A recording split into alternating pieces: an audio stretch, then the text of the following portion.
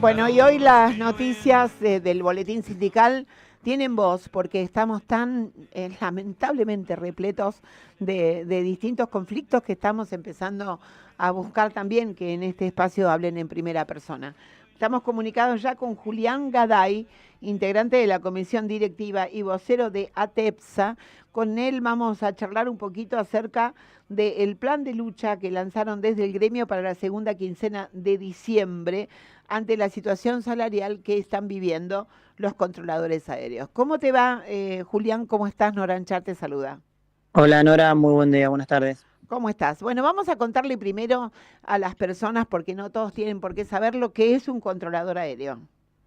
Bueno, los controladores aéreos somos las personas encargadas de guiar y separar a todos los aviones desde que ponen en marcha los motores hasta que aterrizan en el destino.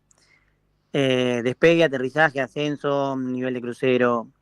Controlamos básicamente todo el espacio aéreo argentino, incluido aviones del Estado, aviones militares, aviones comerciales, obviamente todo lo que vuele básicamente nos tendría que llamar a nosotros. Los tiene que llamar, no los tendría, los tiene. Nos tiene, sí. Los tiene que llamar. O sea que si ustedes no trabajan, no hay tránsito aéreo. Básicamente sí. Por eso somos un servicio público esencial y por eso se nos hace tan difícil llegar a las medidas de fuerza como en este caso. Claro. ¿Cuál es el sueldo que una persona con esa... Yo por lo que entiendo es, no solamente es la misión de la partida y la llegada, sino que las rutas sean positivas y esto que muy difícilmente sucede, no suceda, que es un choque en el cielo, ¿verdad? Digo, lo que quiero es poner en valor qué es lo que ustedes están haciendo. Si ustedes se equivocan y ponen una ruta superpuesta con otra, los aviones tienen inconvenientes.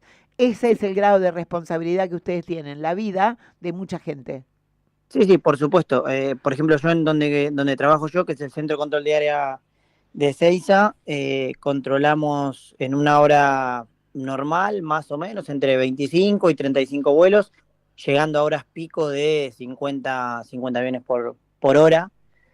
Estamos hablando de miles y miles de vidas que pasan por nuestras voces, nuestras decisiones, nuestras instrucciones, no solo en ruta, sino desde que empieza a subir el avión, básicamente, para decirlo en criollo, eh, nosotros tomamos decisiones para evitar inicialmente, pero fundamental, que no se choquen. Ustedes forman Eh, un equipo con qué otros trabajadores de los que también depende la salida de los aviones. O sea, estoy hablando de plan de vuelo, estoy hablando de torre.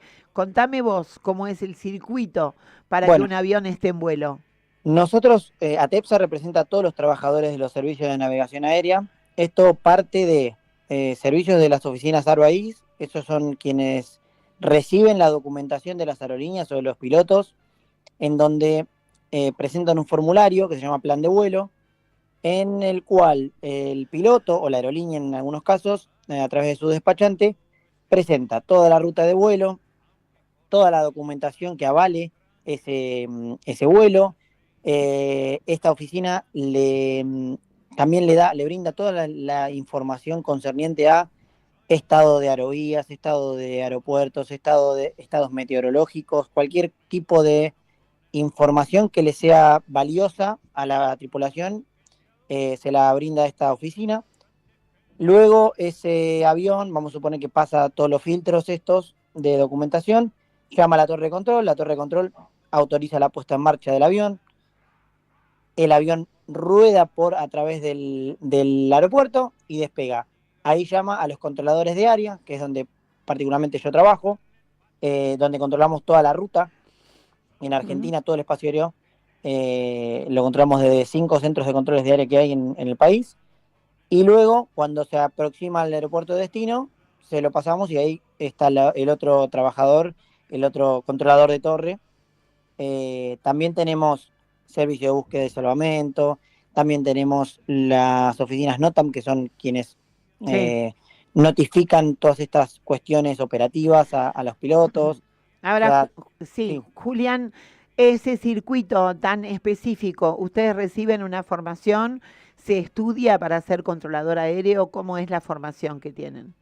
La formación para ser controlador de tránsito aéreo sí se estudia, es un año para recibir, digamos, el curso básico.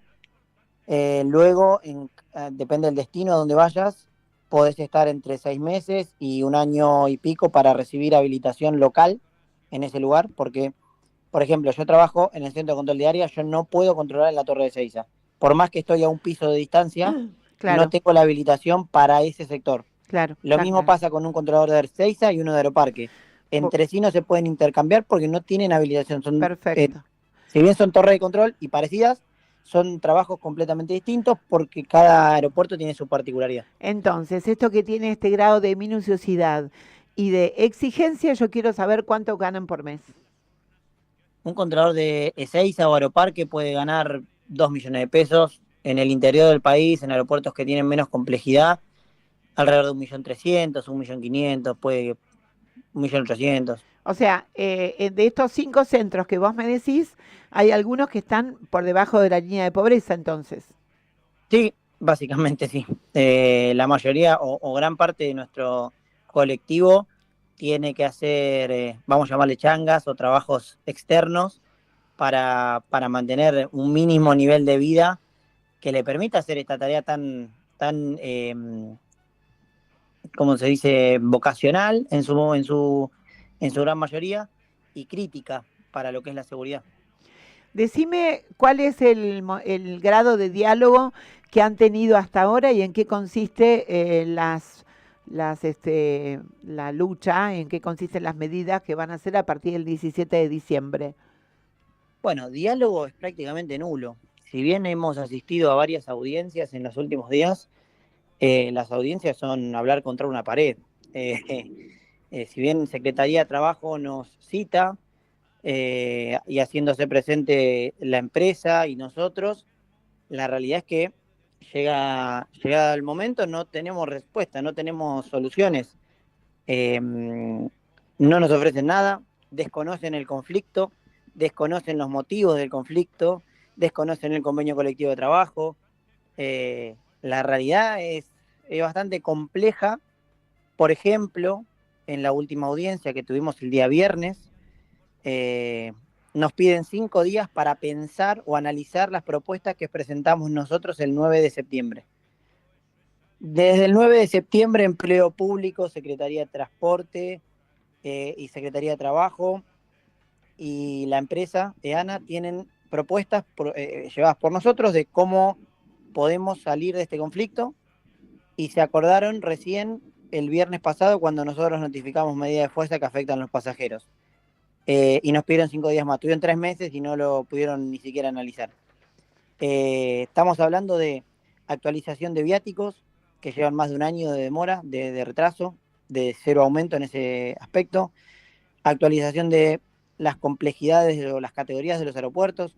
Esto nosotros por convenio colectivo de trabajo se tiene que revisar anualmente porque se hace un balance respecto de la aumento en la cantidad de tránsito. Eh, bueno, algunas cuestiones sumado a que desde nuestro último acuerdo, uno de los puntos fundamentales para que nosotros firmemos ese acuerdo era la reincorporación de 9 personas, 9 controladores que habían despedido ilegalmente, sin causa, en lugares donde tenemos falta de dotación. Solamente se reincorporaron a 3 y los otros 6 estamos esperando y la realidad es que es una negativa caprichosa y netamente política, porque no tienen excusa válida ni operativa para no reincorporarlos. ¿Están informando ya a los pasajeros no solamente a través de los medios, sino en cada uno de los aeropuertos, están teniendo alguna tarea de divulgación para que no tome de sorpresa a nadie esto y se vaya entendiendo el conflicto? Bueno, nosotros notificamos a la empresa hace ya 10 días de este cronograma. Luego de que se supone que nosotros, como somos un servicio público esencial, tenemos que, entre comillas, acordar la prestación de los servicios ante una medida de fuerza. Esto no sucede, con esta gestión, por lo menos con este gobierno, no ha sucedido, entonces tenemos que seguir adelante garantizando lo que dice el convenio colectivo de trabajo, que es al menos un 45% de las operaciones. Nuestras medidas de fuerza afectan muchísimo menos, ronda al 10% de las operaciones que puede llegar a afectar. Ah, Y lo que hacemos nosotros es enviar vía mail a todas las compañías aéreas, tanto comerciales como privadas, de carga, todo lo que tengamos contacto, se lo enviamos por mail desde el día viernes. Así, nuestros usuarios de manera directa son las aerolíneas, no los pasajeros, y que las compañías puedan reprogramar esos vuelos y avisar a los pasajeros con suficiente antelación para que no se coman 3 horas o 4 horas en el aeropuerto. claro. O que no puedan viajar, porque lo que ahora se dice es, ay, justo ahora las vacaciones, la gente que tiene que salir para Navidad y demás. Ustedes no están afectando los vuelos el día 24, 23, 24, por lo que veo acá en el cronograma, ¿no? El 23 sí, el 23 sí se afecta de 19 a 22 horas, Sí, acá sí. pero acá hay un detalle. Nosotros durante todo el mes de noviembre hicimos medida de fuerza sin afectar a pasajeros, parando vuelos de carga exclusivamente. Fue Claro. una medida que decidimos tomarla, que es de bajo impacto el gran colectivo, digamos, de usuarios, para los usuarios, pero que nosotros considerábamos que podía ser una herramienta para no joder al pasajero y que la empresa nos llame a diálogo. Y la realidad fue que durante un mes Claro, no pasó llevamos nada. adelante medidas de fuerza, parando cargas sin molestar a nadie, o por lo menos no molestar a pasajeros, y no tuvimos ni una sola llamada, Claro. ni una sola audiencia en base a eso. O sea, se acuerdan cuando vamos a joder a un pasajero, si no, no les interesa. Per- Entonces, digo, en esto, y agradezco tu pregunta, en esto que muchos medios masivos quieren implementar o instaurar esto de que somos los responsables del paro, también del otro lado de la parte negocial está la empresa y el Estado, que Claramente. son responsables de no negociar, de no sentarse a negociar o no ofrecer ni siquiera lo mínimo indispensable para poder acordar. Estuvimos conversando con Julián Gaday de la Asociación Técnicos y Empleados de Protección y Seguridad a la Navegación, ATEPSA. Muchísimas gracias, Julián. Mantenernos al tanto siempre de lo que está pasando con el conflicto en el sector. Un abrazo Muchas muy gracias a grande. ustedes. No, por favor.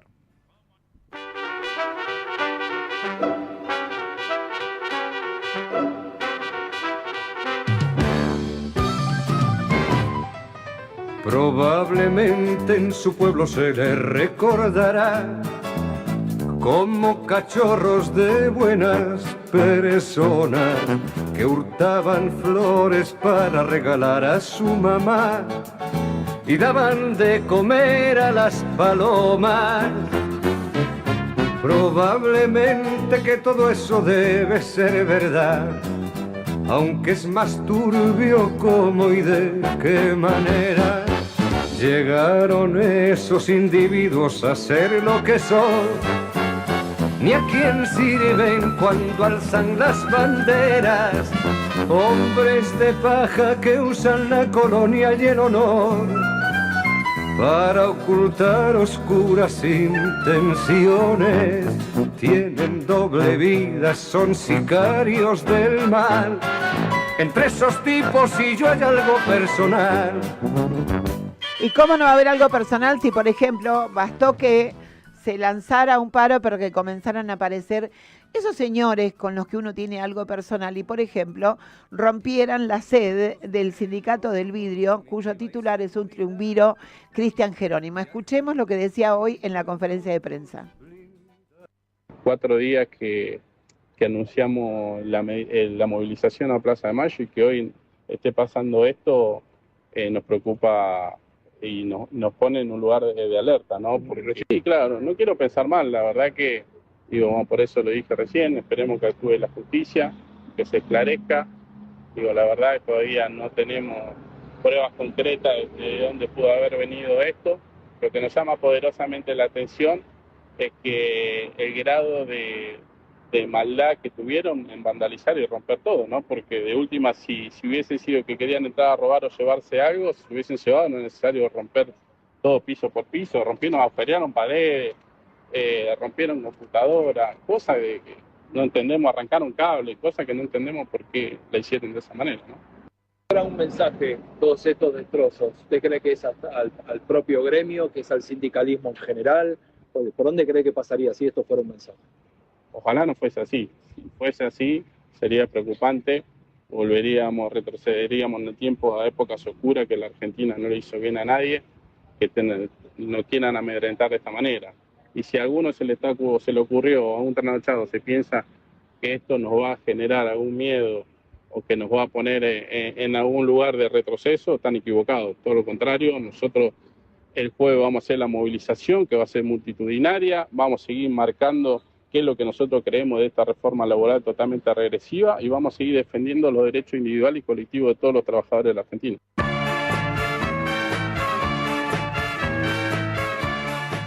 Y hablando de convocatorias, escuchemos a Abel Furlan de la UOM. El movimiento obrero no tiene otro lugar que la que es ponerse en oposición y en confrontación con esta